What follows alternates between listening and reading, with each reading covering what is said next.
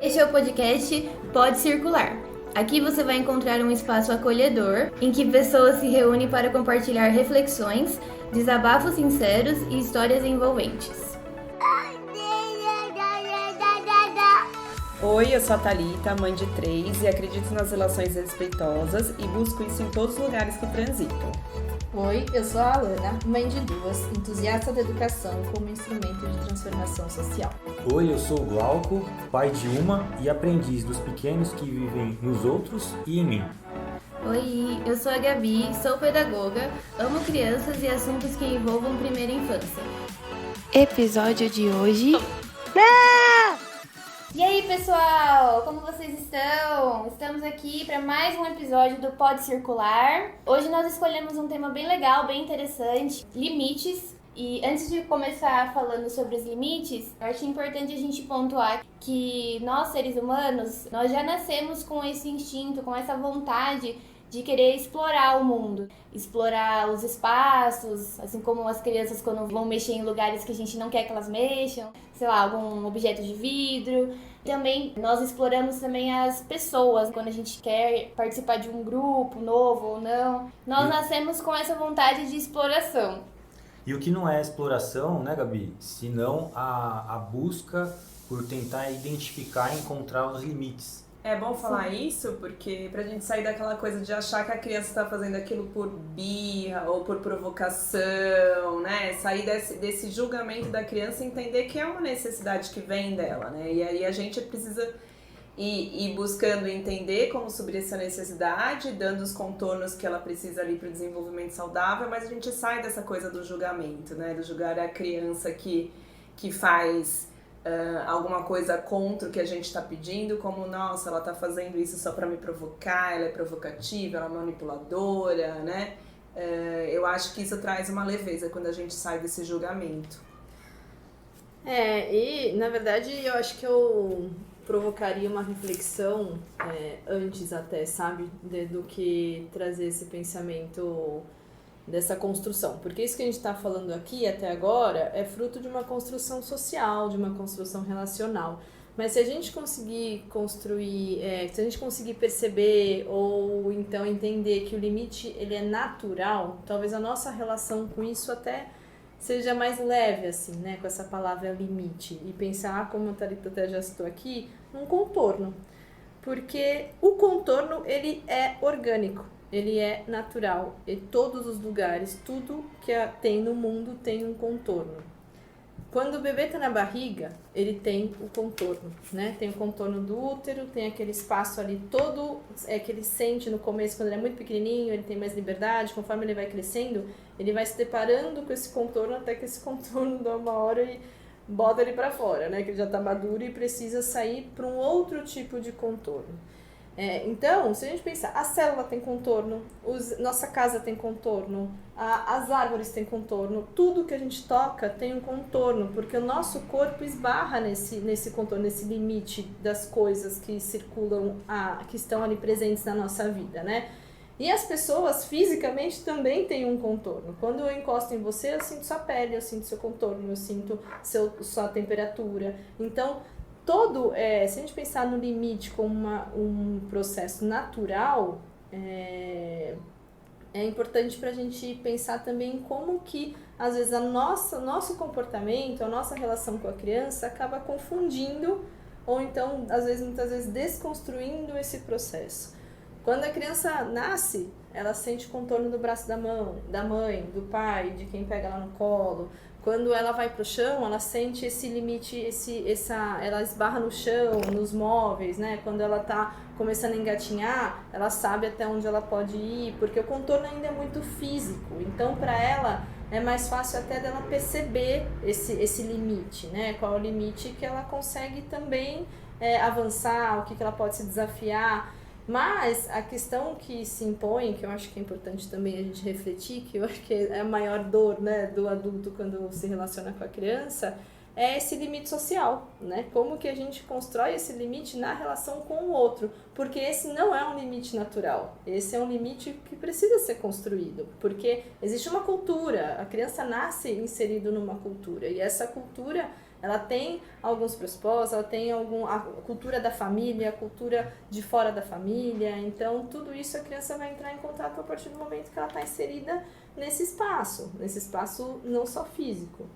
E é legal falar disso daí porque não é só a criança, né? Até o adulto ele também tá nessa, né?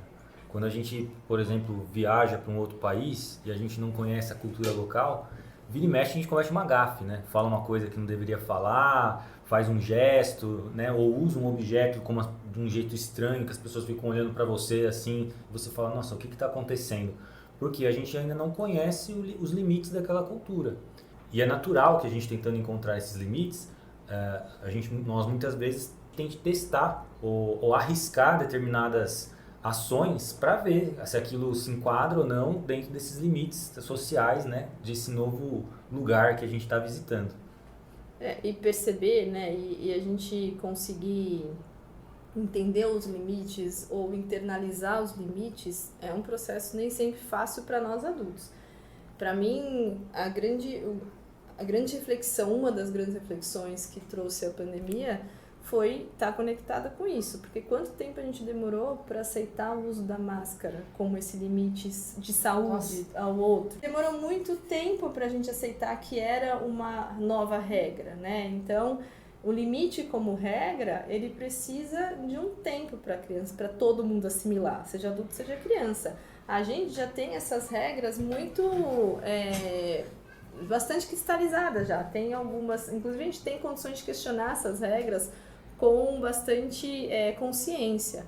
A criança está nesse processo, né? Ela está entendendo quais são as regras, ela está começando a ser inserida nesse mundo, como que ela pode se comportar, o que é esperado dela, o que não é validado do comportamento dela e qual que é o nosso papel. E essa noção de limite, ter um limite claro, ele é organizador, né? Eu sempre penso num exemplo que uma vez eu vi, que eu não vou lembrar exatamente de quem, mas é entrar num ambiente escuro, sabe? Quando a gente entra numa sala que tá umbreu, primeiro, a gente vai, qual o sentimento que a gente vai ter? O que é a sensação do nosso corpo quando a gente tá ali nesse espaço, né? O que a gente vai perceber? Tem gente que vai ficar com medo, tem gente que vai ficar ansiosa. E qual que é a primeira coisa que a gente procura quando a gente está nesse espaço? Vocês conseguem imaginar? Acho que tocar em algo, né? Tentar, acho que parede, chão, algo que você se aproxime, né? Pra dar uma noção de onde você tá, né? Exato. Pode ser também chamar por alguém. Tem alguém aí, né? Pra ver se alguém responde, pra você se localizar ali, se tem mais alguma pessoa. Uhum. Exato. A gente sempre vai procurar esse confronto com alguém ou alguma coisa, né? Essa onde que tá para me orientar. Eu falo que o limite ele é orientador. E a gente, quando a gente fala de limite no sentido de norma, de cultura, de regras, ele também é orientador. Só que precisa ser coerente, porque se essa norma, essa regra, cada hora chega de um jeito, cada hora chega numa intensidade diferente, como que a criança recebe isso? Ela vai ficar... O quanto que essas informações que ela está ali recebendo, elas realmente são organizadoras ou são desorganizadoras? Desculpa, Gabi, eu acho que a Lana falou é muito lindo a gente entender o limite como isso, né? Só que é muito desafiador, né? Eu tô pensando aqui, eu como mãe... quantas vezes eu já não dei um limite numa hora que eu tava super bem descansada, porque eu tava ali disposta a entender essa criança e dei uma outra orientação totalmente contra numa hora que eu tava super cansada, depois do trabalho, a rotina do dia a dia. E esse é o grande desafio, acho que é isso que mobiliza muito a gente nessas questões de limite, né? O quanto da gente a gente consegue se dispor para estar com a criança num momento que é de caos quase, né? Quanto que a gente consegue ser o adulto que vai organizar a situação, que vai dar esse contorno numa situação de caos, que tem outras pessoas ou você tá cansado. Esse é o grande desafio da questão do limite. A criança, coitada, tá ali só tentando descobrir para se orientar. A gente, né, que vai num processo muito de... Hoje eu saio do meu eixo, da minha situação, eu reajo de uma forma, daí a criança acha que quando ela quando ela faz isso, ela pode conseguir o que ela tá querendo, porque eu tava mais cansada, acabei cedendo, daí não, no outro dia não, sei que... Então isso é o grande X da questão, né? Entender o limite como organizador é incrível, mas como a gente faz isso é muito, muito intenso, né? Pra gente, eu acho que é a grande questão. Eu acho que quanto mais a gente falar e conversar com isso, vai ficando mais claro pra gente, mais claro de opa, deixa eu me concentrar, deixa eu voltar, deixa eu entender que não é comigo, mas na hora da ação tem hora que... Acho que falando... realmente, porque acho que falando sobre os limites do papel do adulto, acho que é importante a gente pensar em rotina e regras mesmo, assim, né? Porque quando você tá ali dentro daquele caos, você fala, meu Deus do céu, como que eu vou resolver essa situação? Daí você lembra das regras que você, enfim, as regras que você combinou no ambiente, as regras que você combinou com as outras pessoas que estão naquele ambiente, e isso te ajuda a ir organizando isso, a ir organizando a criança, e sempre também, acho que antes de relembrar, sei lá, regras e qualquer limite, acolher essa criança, né? Porque eu acho que a gente já vai pensando em, tipo, meu Deus, o que aconteceu? Não. Mas acho que antes de tudo isso, a gente chega, acolhe a criança, entende primeiro o que está acontecendo, para depois você pensar em regras e os limites que você estabeleceu para aquele momento, né? Para a criança, o que vale é a coerência, né? Então, e lembrando que a relação dentro da família não é a mesma relação dentro de uma instituição escolar, né? Que é coletiva, sim, que tem a profundidade da relação é diferente. Então, o importante é a coerência. E é isso que a criança vai buscar. A criança ela não testa ninguém, a criança está testando a coerência. A coerência da situação. Então, se a ação que ela teve vai provocar a mesma reação do mundo, se não vai provocar, qual outra reação? Se essa outra reação que provocou é mais interessante para ela ou não. Então, ela vai buscando nesses momentos que a gente chama de teste, né? Tá me testando, tá fazendo birra. Ela vai buscando nisso qual o efeito que ela está provocando no mundo, né? E essa coerência é importante. Tem dia que a gente está mais cansado mesmo, tem dia que não vai dar, que o nosso pavio está mais curto. Mas a nossa relação com o nosso filho, ela permite, inclusive, que a gente fale, hoje eu preciso respirar, preciso de um tempo, né? Eu tenho uma fala que é sempre assim, você tá deixando a mamãe irritada. E quando a mamãe fica irritada, tem coisas que a mamãe faz que não dá certo. Você tá deixando a mamãe irritada. Eu imagino a relação dele chorando mais, você vai deixar a mamãe irritada. E até é importante a Thalita falar isso, porque é pra gente pensar mesmo, você tá deixando a mamãe irritada, que mensagem que essa criança tá recebendo, né? Ela tá recebendo uma responsabilidade de um comportamento, um sentimento de outra pessoa que não necessariamente é dela. A reação que ela tá provocando, ok, mas a causa da irritação do adulto não é provocado pela criança. São questões do adulto, é uma demanda do adulto. Agora, a criança é o gatilho para isso, o comportamento da criança é o gatilho para isso. Agora, se devolver isso para a criança, o quanto que isso realmente, que informação que ela está recebendo, se é uma informação organizada, se é uma informação coerente ou se é uma informação que não vai chegar no objetivo que se pretende naquele momento. E tá tudo certo, né? Todo mundo faz ali o que consegue e o que dá conta, tanto adulto quanto criança. Só que se a gente conseguisse parar e refletir no qual impacto a nossa fala pode ter na criança, né? E o quão carregado de verdade, o quão carregado de consistência, de coerência tem a nossa fala, pode ajudar, talvez não naquela situação, mas numa próxima. Na próxima, vou fazer igual. Se eu refletir, se eu conseguir entender o que minha fala provoca até no comportamento da criança, não só na construção do eu dela, talvez isso me ajude a ir refinando, aprimorando as minhas ferramentas para lidar com essas situações que são mais desafiadoras mesmo. Porque colocar limite não é fácil. Você não é nem colocar, é construir limite. O limite precisa ser construído. Como a gente conversou no começo, é diferente do limite físico, que é natural. O limite social, ele precisa ser construído. E eu acho que é importante falar que isso é uma fase, né? Esse teste é um período do desenvolvimento da criança. Teste, né? não é nem teste, mas essa busca de limite, de contorno, é um período do desenvolvimento da criança. Não é que ela vai ser assim para sempre. E é uma necessidade. E é uma necessidade para a maturação de todas as questões aí cognitivas, emocionais. Então, que é bom falar que vai diminuir. Eu não sei se vai passar totalmente, mas que diminuir vai. Uma coisa que eu achei muito legal nessa imagem que você trouxe, Alana, do quarto escuro, é que eu me imaginando aqui, o que eu percebo, né? Se eu estivesse num quarto escuro e eu não soubesse o limite, é isso, eu ia sair procurando aonde que está esse limite. E daí, você vai, na hora que você encontra uma parede, você começa a seguir essa parede. Normalmente, se a gente pensar num quarto, a gente vai passar nas 4 paredes, vai mais ou menos voltar da onde a gente começou e falar, agora eu já sei mais ou menos o tamanho disso daqui. Agora, no social, como essa parede ela se move, ela muda de lugar, então qual é a tendência? Eu fui e mapeei a sala. Daí agora eu fui colocar a mão de novo e eu percebi que a parede já não está naquele lugar que estava. Então a tendência é eu sempre querer mapear de novo. Então quanto mais a regra, né, social ela muda de lugar, eu acredito, e a gente vê isso nas crianças, que a tendência é testar mais, para poder, opa, eu achei que estava aqui, mas agora não está. Então onde será que está? E daí você vai testando, vai colocando para poder ver aonde que aquele limite foi parar, né? Porque pra eu ter certeza onde está a parede, eu vou tocar nela muitas vezes. Pra eu ter certeza se eu posso ou se eu não posso, eu vou tocar nesse limite. E às vezes essa parede é outra criança, né?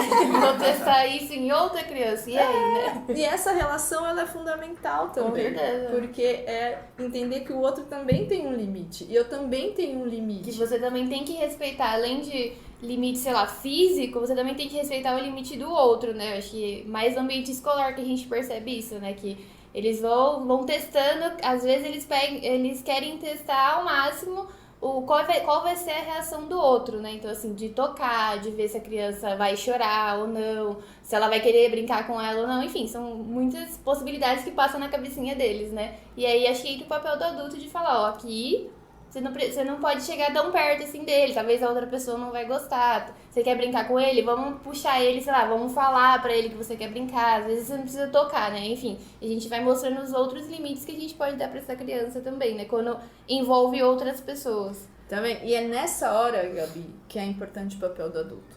Porque pode ser que ele esteja tocando pra justamente ver o outro chorando. A reação do outro.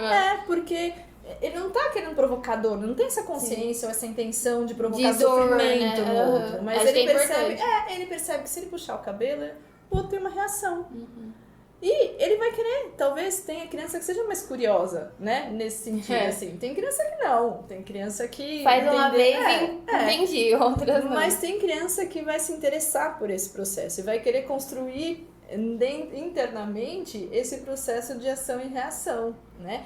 E o adulto, e aí vem o adulto para moderar e mediar essa relação. E fala assim, olha, a gente valida a curiosidade da criança, mas a gente diz para ela como ela pode fazer isso, né? Ou então dizer que aquele movimento não é um movimento autorizado, não é um movimento permitido, ou não é um movimento saudável para a relação. Então, esses limites, esses contornos que são importantes serem construídos, né? Porque não é natural eu puxar o cabelo, querer estar interessada na reação do outro e eu entender que esse é um movimento inadequado.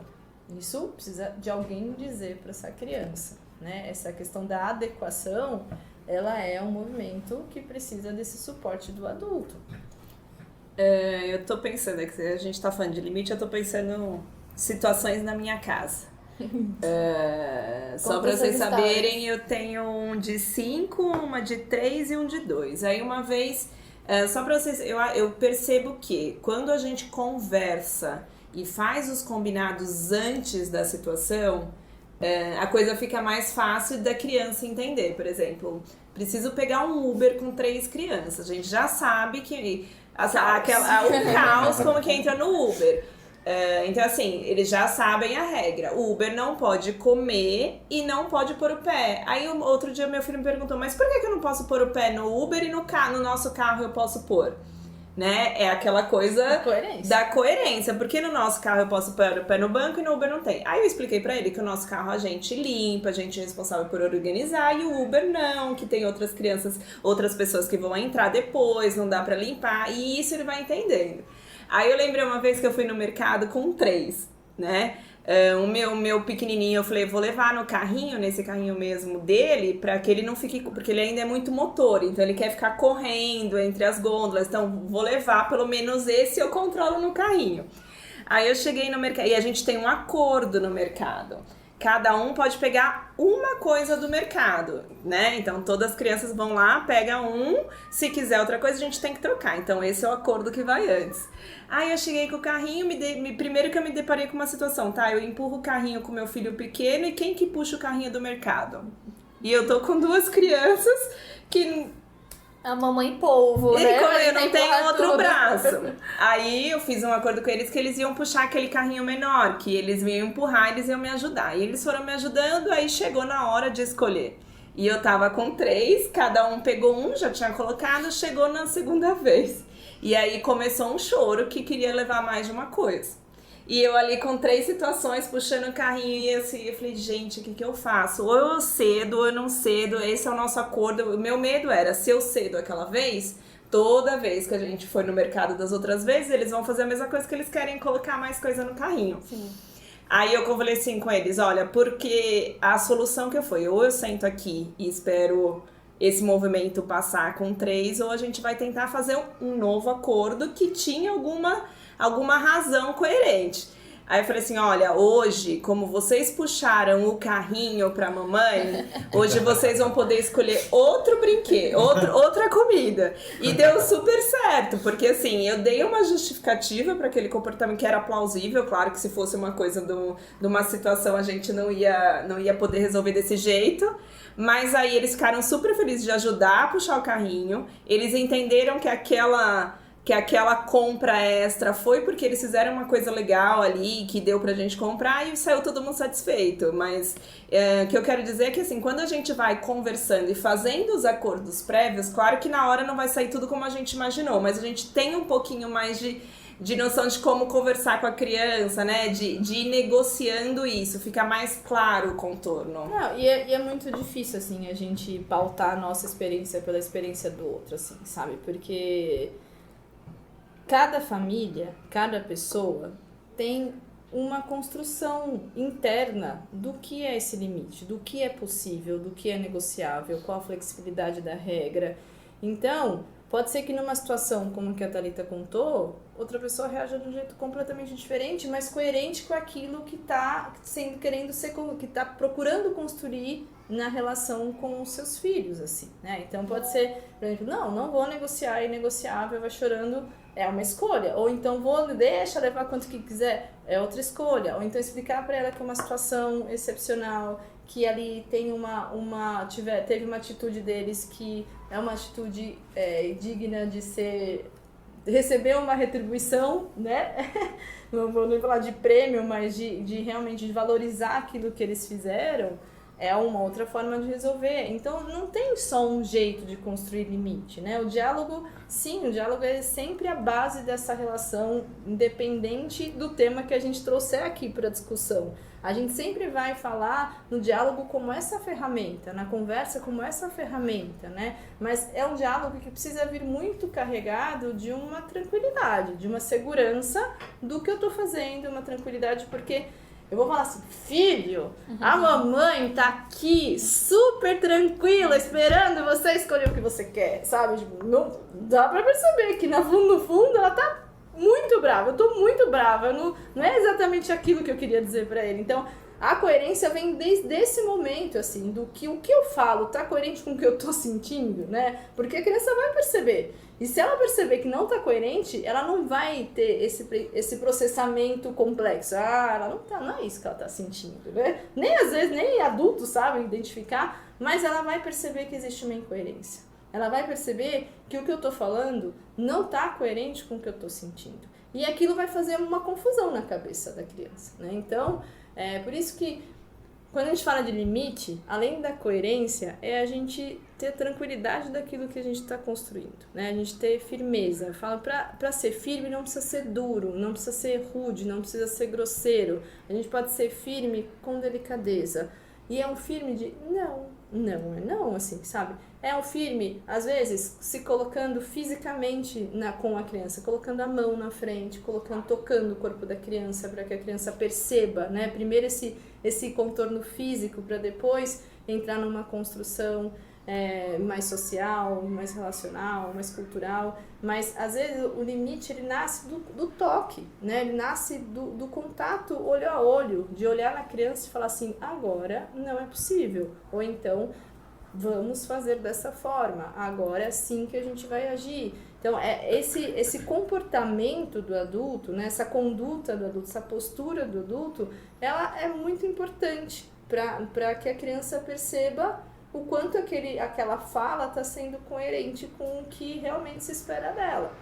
Acho que desculpa. Pode falar. Eu acho legal também essa questão de como o adulto passa, né, esse limite para a criança.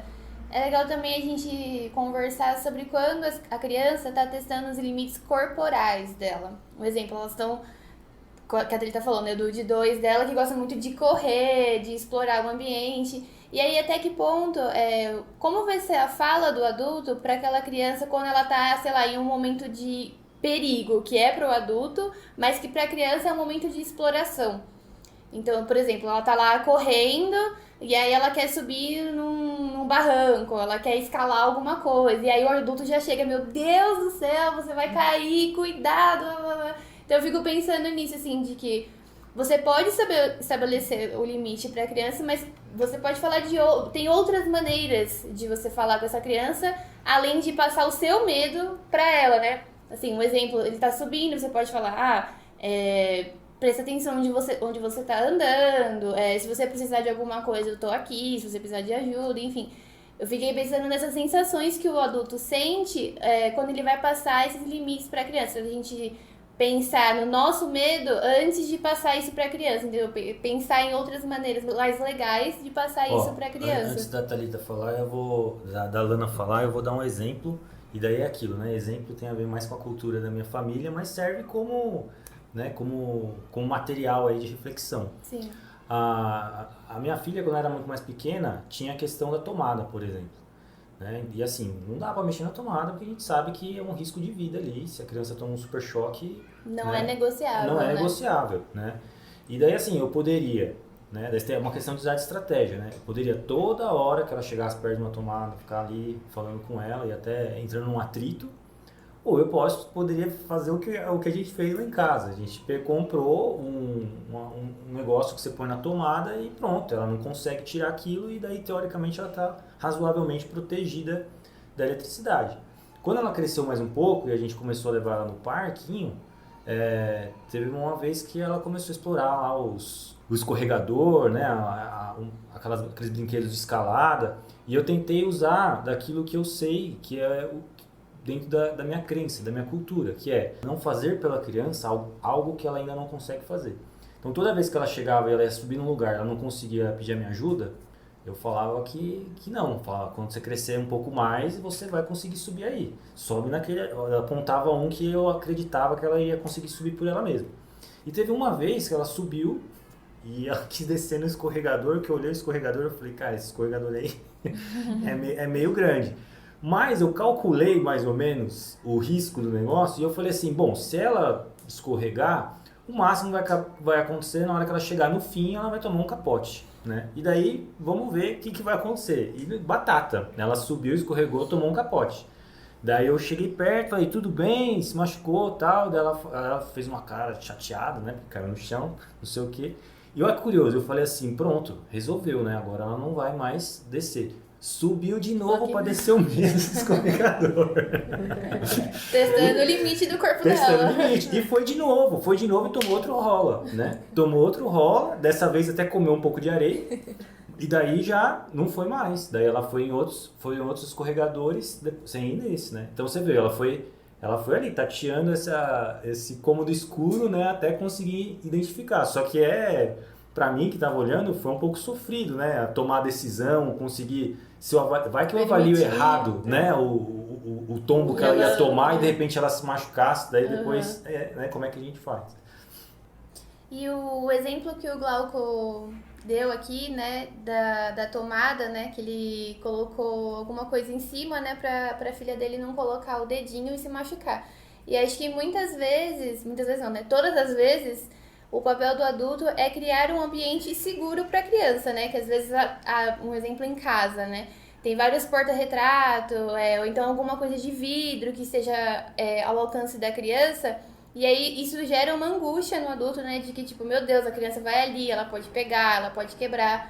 E eu acho que isso entra também que o adulto tem que preparar esse ambiente para realmente ficar seguro para a criança, em questão de segurança mesmo, assim. Se tem um objeto ali de vidro que ele não pode mexer, por que aquele objeto está ao alcance dela, né? Então eu acho que é pensar em ambientes seguros para a criança poder transitar de boa e o adulto ficar bem também com isso. Porque a gente não pode esquecer aquilo que você falou no começo, a exploração é uma necessidade. Sim. Então, a criança vai explorar, ela vai querer tocar, ela vai querer experimentar. E essa questão da segurança, ela é importante, né? Porque a gente, não vou mudar a minha casa porque tem uma criança aqui. Tem uma criança ali, tem um sujeito com maturidade diferente, com interesses diferentes, com curiosidades diferentes. E por que a gente não integra essa criança dentro desse espaço, oferecendo para ela aquilo que é seguro para ela, né? E com o tempo isso vai mudar, como a Thalita falou, não é para sempre. Sim.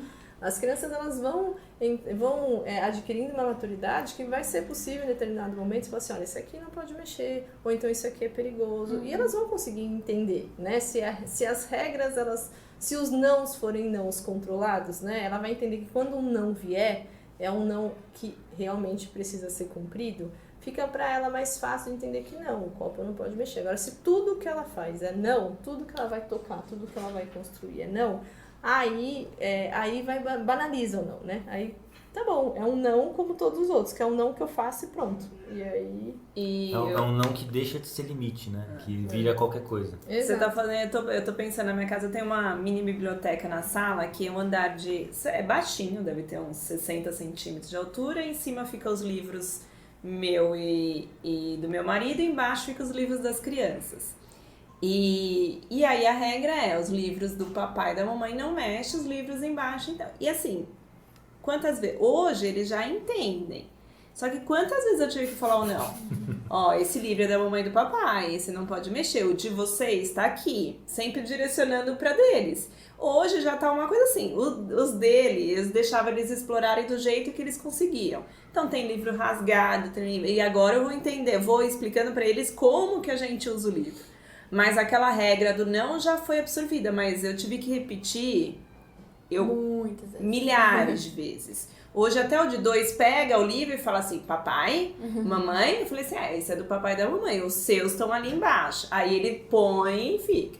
Mas foi uma regra construída todos os dias, porque é uma estante baixa que fica na altura deles e aí eles vão querendo mexer. Então eu acho que a importância da regra e da repetição da ordem também faz a criança entender, né? Fica muito mais concreto. Por isso que é importante, na medida do possível, todo mundo fala a mesma língua, né? Porque não adianta ser permitido por um e ser proibido por outro. E esse é um dos jogos que a criança mais adora jogar. Porque ela vai pedir, vai solicitar, vai demandar de quem vai atender aquele desejo dela. E tem duas coisas que eu queria pontuar. Uma, já aproveitando essa deixa de vocês, é que crianças maiores elas tendem, né, a conseguir compreender exceções às regras de uma forma mais fácil, e crianças mais novas elas precisam de uma regra um pouco mais genérica, assim, no sentido de sim e não, né? Se você acaba fazendo, não, é sim, mas se for assim é B, se for assim é C, daí começa a ficar muito confuso para criança pequena. Então, ou pode ou não pode mexer, né? E já os maiores você consegue trabalhar um pouco isso. E o fato curioso que eu vejo da questão do limite é que, assim, quer queira ou não, nós estamos dentro de uma família, né? E os pequenos também, eles acabam sendo afetados pela nossa vida. E o limite da vida do adulto ele também acaba mudando de lugar, né? Ele estava fazendo um relato ali no começo que eu fiquei escutando, eu fiquei imaginando isso, né? O como é difícil também para o adulto se enquadrar principalmente nessa nova vida, quando vira pai ou vira mãe, e daí os limites eles começam a mudar de lugar, porque você estava acostumado com uma vida, né, que tinha um certo limite, um certo jeito de funcionar, e daí vem as crianças, que tem muito a ver com o tema com o nome do nosso podcast, que é o Pode Circular, que acabam tirando a gente, né, do nosso lugar, e a gente tem que construir novos jeitos de se relacionar e de agir de novo, né? E justamente isso pega o que eu vejo no tempo que a criança tem para assimilar certos limites. Porque às vezes a criança, para assimilar um determinado limite, é isso. Você foi lá na questão do livro lá e teve que repetir várias vezes. E às vezes a vida que a gente leva, ela não dá esse tempo. A gente tem uma agenda apertada, uma correria, às vezes um horário para chegar num determinado lugar, e nesse meio de caminho, até chegar nesse lugar que a gente tem horário, a criança às vezes testa um limite, e daí precisa de um tempo para a gente conseguir ali auxiliar ela nesse processo de exploração que ela está vivendo. E muitas vezes o adulto não tem esse tempo, né? E aí eu acho que a coisa entra num conflito, porque a gente fica dividido entre querer atender a necessidade de exploração da criança e dar a atenção que ela merece, e ao mesmo tempo as obrigações que a gente coloca e assume na nossa cabeça de querer chegar no lugar a tempo, né? E tudo bem também, porque tem hora que não vai dar mesmo pra gente atender a demanda dela de tempo, a demanda dela de interesse. E tem hora que ela vai precisar entender que quando a gente vive em grupo, às vezes os nossos interesses vão precisar ser preteridos para conseguir que a tarefa seja cumprida, né? Porque ela ainda está sob os cuidados. Desculpa te cortar, que agora eu lembrei. Uma vez meu filho de manhã na minha casa, é uma rotina muito louca. Um dia meu filho vira assim: mamãe, por que você tem pressa de tudo? Perfeito, é isso bom. E você vê, ele percebeu que no momento da rotina da manhã, talvez não seja o melhor momento para ele explorar, para ele achar que ele tem tempo, para ele ter esse tempo dele respeitado, né? E o outro exemplo que a Thalita contou do livro leva a gente para um outro lugar também, que o não desacompanhado de um sim, ele também tem muito menos eficiência. Então, se eu digo para ele não mexe aí, tá bom, pode ser até que demore inclusive mais tempo para ele internalizar a regra, mas ela falou não mexe aí, mas você pode mexer em tal lugar. E às vezes a gente não precisa nem dizer não, sabe? A gente diz, olha, esse aqui é da mamãe, põe a mão na frente, né? Faz uma barreira para entender que ali não é um lugar para a criança acessar, e fala assim, esse é da mamãe, o seu tá ali. Então a gente vai envolvendo a criança na construção da regra. A regra ela não é só um comando, não é um comando sem alternativa, né? Então, se eu consigo entender a necessidade e a demanda da criança, eu consigo direcioná-la para aquilo que ela vai poder fazer dentro desse limite que a gente tem dentro de casa ou socialmente, enfim, né? E aí depende da situação, do ambiente, mas ela vai conseguir entender que naquele ambiente qual é o comportamento esperado dela, qual comportamento é possível, qual interesse vai ser acolhido. Então, é esse movimento da gente conseguir sempre que possível direcionar a criança para algo que ela possa fazer dentro daquele movimento inicial. Se o movimento inicial não for um movimento, né, que vai colocá-la em risco ou, enfim, que não é possível naquele momento. E existem momentos que não tem como fazer isso. Vou contar uma história pessoal minha também, porque eu não tenho filho, mas eu sou tia. E aí, um belo dia, eu resolvi levar ele para passear de metrô. Fui doida o suficiente para fazer isso. E aí, conforme ia no balanço do metrô, ele queria balançar junto com o metrô. E aí ele ficava indo pra lá, indo pra cá, e eu falando, meu Deus, não dá pra você fazer isso agora, você vai cair de verdade, você precisa sentar aqui com a titia e tal. E ele lá, balançando, não tava nem ouvindo o que eu tava falando. E todo mundo começou a olhar e falando, todo mundo olhando e falando, que bonitinho que ele tá fazendo isso, ele tá balançando. E eu já tava, tipo, no meu limite, falando, você precisa sentar aqui com a titia, você não pode fazer isso agora e tal. E fui falando, e ele não me escutando. Aí eu apelei, porque, enfim, eu sou tia. Tudo bem. Falei pra ele, falei assim, ó, quando a gente chegar na sua casa, eu vou conversar com a sua mãe, que você não estava me obedecendo no metrô. Quantos anos ele tinha? Ele tem 6 anos, foi semana passada, mais ou menos, que eu fui levar ele na Pinacoteca. E aí eu falei isso pra ele, na hora ele, não, mamãe não. Ai, amigo. Aí eu falei pra ele, não, calma, então vamos conversar com a titia. Eu falei, já falei pra você que agora não dá pra você mexer, tudo bem agora? Aí ele, tá bom. Aí ele sentou do meu lado e ficou lá paradinho, mas aí de qualquer forma eu contei pra minha irmã, né, porque tive que contar, mas enfim, minha irmã, né, não brigou com ele nem nada, mas só tive que apelar porque, enfim, titias têm outras regras também. É o discurso da autoridade. Exato. Vou apelar pra quem tem autoridade, já que eu não Exatamente. tenho. Não tô conseguindo, peraí, deixa eu pedir ajuda dos universitários. Isso que você falou da alternativa, de não só falar o não por não, né, e dar uma opção, é muito sensacional, né? Porque me veio na cabeça as artes marciais, né? O quão brusco é quando alguém vem te ameaçar ou fazer alguma coisa com você e você tenta parar o movimento. O quanto aquilo é uma coisa, pá, né? Forte, assim. E daí você pega, por exemplo, o Aikido, outras artes marciais que elas buscam não parar o movimento do outro, mas simplesmente pegar aquela força que está vindo em direção a você e redirecionar ela para o lado. Como isso é muito mais fluido, né? E transforma totalmente assim, o jeito que aquela força, de certa forma violenta, vem e acaba saindo de uma forma mais suave, né? Então a gente consegue, eu vi aqui na minha cabeça o quão contrastante é, né? Uma arte marcial que ela tenta parar aquilo e conter, e outra que simplesmente pega e tenta de redirecionar. Esse fluxo que a gente busca, que a gente pode buscar na relação com a criança, né? Mas não é fácil não, hein? Não é. E fazer fala indireta, né? Que é essa fala do não sem dizer o não, ela exige da gente esse lugar de reflexão, esse lugar de aceitação do que vem da criança, né? Em primeiro lugar, eu aceito que eu posso acolher, que a criança pode ter vontade, né? Eu aceito que a criança ela pode escolher, que ela pode fazer, você confiar nesse processo de autonomia, de liberdade que é da criança, que é do ser humano. Então, precisa primeiro esse lugar do adulto.